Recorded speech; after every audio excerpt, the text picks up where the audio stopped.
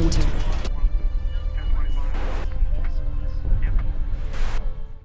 Hey guys, it's Spectre here. In this video, I just wanted to cover some details about the Darkzone and offer some speculation based on my familiarity with these real-world locations. For those who don't know, the Darkzone will be a highly competitive PvP area mixed with PvE elements. The Darkzone will house the game's best loot, and not only will you have to defend yourself from other players, but also from incredibly powerful mobs of in-game enemies. The highly coveted loot in this area is contaminated and must be extracted. When you and your friends are ready to be extracted, you'll have to survive for 1 minute and 30 seconds as you await a helicopter. But during this 90 seconds, you will be flagged, and your presence will be made known to other players and enemy mobs who can come claim your loot for themselves.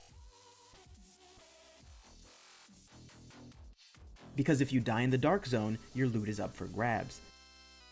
Players can go in groups, and can also collaborate with other groups of agents or double-cross them. Killing other agents will flag you as a rogue, however, and place a bounty on your head. From here, combat will play out similarly to PvE, and you'll have access to the same 2 abilities at a time, and presumably each player on your team would fulfill a specific role. Now that we've gone over some of the basics for those who may not have known them, here are a few other details I picked up from listening through Ubisoft's podcast, Q&A videos, and some gameplay videos. One thing I noticed and pointed out in my previous video is that in the UI there seems to be separate levels for the PvE areas of the game and the Darkzone. This number will presumably unlock better Darkzone vendor gear and more crafting blueprints for various items. With each kill, players will earn Darkzone credits, which are used to buy the special gear specifically from said Darkzone vendors. The more kills you rack up, the more you earn, but in death, you'll also drop some as well. And now for some real-world speculation. Although I live in uptown Manhattan, I spend a lot of time downtown, and if Ubisoft is as faithful in the recreation as promised, here's what I expect and hope to see based on my real-world experience. The Darkzone is said to run from at least Madison to 8th Ave, and from 52nd to 31st Street.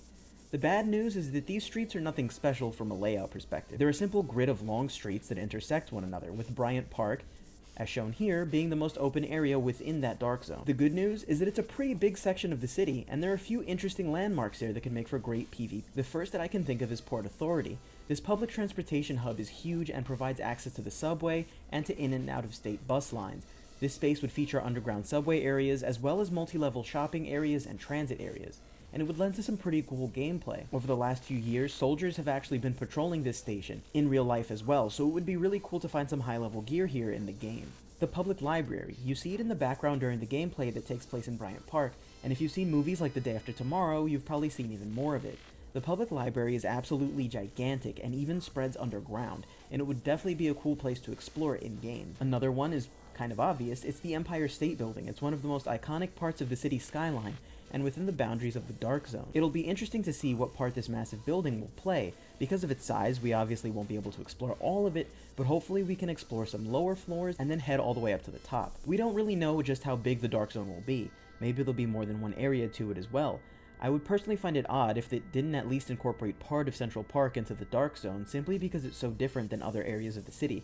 I mean, it's one of the only places you can go in Manhattan and be surrounded completely by trees and nature and not see any buildings, even though you're basically in the heart of New York City. But hey, all of this is just speculation, as we don't know how big the Darkzone is, but at least we have a few more concrete details about PvP overall. Thank you guys so much for watching, and remember to sub for more content based on The Division. Dark Winter.